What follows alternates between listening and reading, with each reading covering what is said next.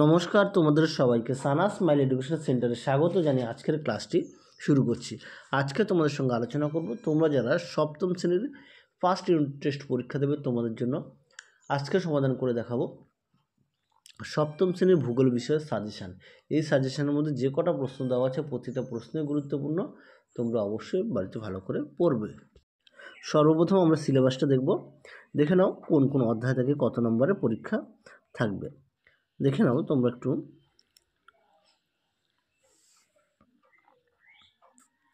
দেখে নাও। চলো এবার আমরা মূল বিষয়ে যাওয়া যাক। দেখে নাও প্রথমে প্রশ্নমান 2 একে আছে মুক্তিবেগ ও অধিবর্ষ বলতে কি বোঝো। 2 আছে মধ্যরাতের সূর্যের দেশ কাকে বলা হয়। 3 আছে অক্ষরেখা ও দ্রাঘিমা রেখার বৈশিষ্ট্য লেখো। 4 আছে সমচাপ রেখা ও অক্ষাংশ কাকে বলে। 5 আছে সূর্যের বার্ষিক আপাত গতি কাকে বলে। 6 আছে মকর সংক্রান্তি ও পৃথিবীর কক্ষপথ কাকে বলে। পরবর্তী দেখো 7 দাগের প্রশ্ন জিপিএস কি, এর ব্যবহার লেখো। খুব গুরুত্বপূর্ণ প্রশ্ন। 8 দেখো ভূমধ্যসাগরীয় জলবায়ু অঞ্চলে কী কী গাছ জন্মায়। 9 দেখো নিশীথ সূর্যের দেশ কাকে বলা হয় ও চান্দ্রমাস কী। 10 দাগের প্রশ্ন দেখো রবিমার্ক কী। 11 দাগে দেখো চীনের ম্যানচেস্টার কাকে কেন বলা হয়। 12 দেখো প্রমাণ দ্রাঘিমা কাকে বলে। খুব গুরুত্বপূর্ণ প্রশ্ন। পরবর্তী দেখো প্রশ্নমান 3 একে আছে অপসূর ও অনুসূর অবস্থান বলতে কী বোঝো। 2 দেখো পৃথিবীর বায়ুর চাপ বলয়গুলিকে চিত্রের সাহায্যে বর্ণনা করো। 3 দেখো নিরক্ষীয় জলবায়ু অঞ্চলের বিকেলে অধিক বৃষ্টিপাত হয় কেন। 4 দেখো এশিয়া মহাদেশের দক্ষিণ বাহিনী নদীগুলো বৈশিষ্ট্য আলোচনা করো। খুব গুরুত্বপূর্ণ প্রশ্ন, তোমরা অবশ্যই বাড়িতে ভালো করে পড়বে। এই সাজেশনের সমস্ত প্রশ্নের উত্তরগুলো দেওয়া আছে, তোমরা যারা এখনও দেখোনি আমাদের প্লেলিস্টে গেলে পেয়ে যাবে। পরবর্তী দেখো প্রশ্নমান 3 5 দেখো এশিয়া মহাদেশের ভূমধ্যসাগরীয় জলবায়ু ও মৌসুমী জলবায়ুর বৈশিষ্ট্যগুলি আলোচনা করো। 6 দেখো এশিয়ার উত্তর বাহিনীর নদীগুলিতে প্রায় বন্যা হয় কেন।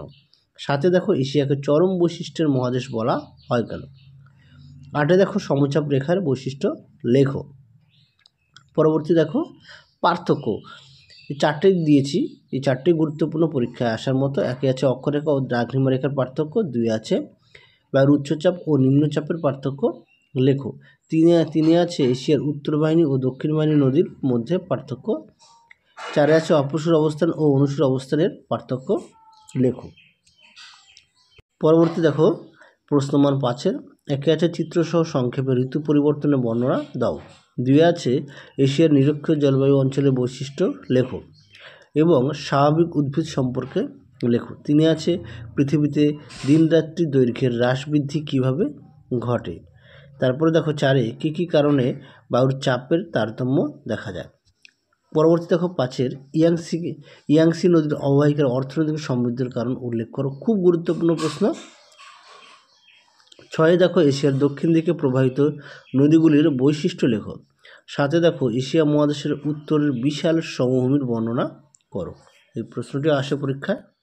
পরবর্তী দেখো কি আছে সাজেশানের যে প্রশ্নগুলো দেওয়া আছে সমস্ত প্রশ্নের উত্তরগুলো তোমাদের রায় ও মার্টিন প্রশ্নবিচিত্রা যে প্রথম পর্যায়ক্রমিক মূল্যায়নের ভূগোল বিষয় মডেল সেট সমাধান করে দেওয়া আছে, তার মধ্যে থেকে এই সাজেশনের সমস্ত প্রশ্নের উত্তর তোমরা পেয়ে যাবে। তোমরা যারা এখনও দেখোনি আমাদের প্লেলিস্টে গেলে সমস্ত মডেল সেটগুলো উত্তর সহ পেয়ে যাবে। ধন্যবাদ। তাহলে চলো আজকের মতো এখানে সমাপ্ত করছি, আবার দেখা হবে খুব শীঘ্রই তোমাদের পরবর্তী ভিডিওতে। তোমরা সবাই সুস্থ থাকো, ভালো থাকো। আজকের মতো টাটা।